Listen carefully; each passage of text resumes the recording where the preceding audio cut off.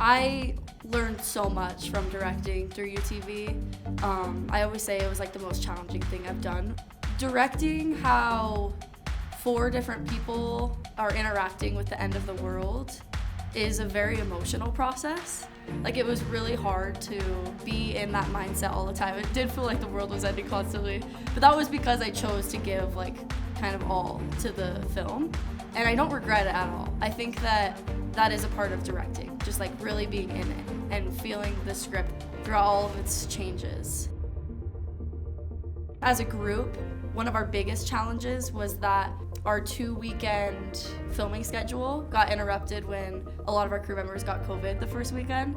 So thank you to the whole crew for meeting and coming up with a new plan that also worked well. I think that we really took these challenges head on and did the most that we could, and it turned out really great, I'd say.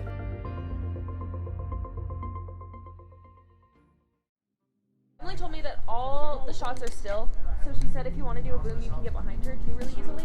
And I just love every aspect of the camera. I think you can't have a movie without it, you know? But I think it's just the most interesting aspect to me because the movement, the angles, the lens you choose, it all adds to the story and it all complements what emotion you want to convey. And I think that is a lot of fun to me just because you take this very mechanical object and you can turn it into something so creative.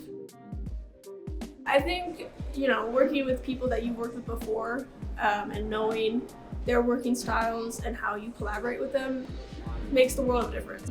And that's how I felt on this film is with Mimic. I was working with, you know, some of my best friends and people I've worked with before.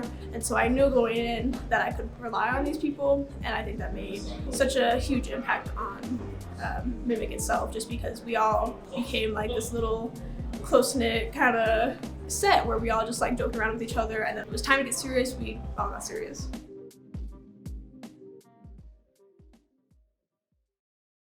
Action. I definitely think our director Raymond had a big part in like making the crew feel like a family or like just like a fun crew to hang out with. You know, I definitely see the Klepto people remaining friends for a while. In general, like we're all just glad to be working together on the film.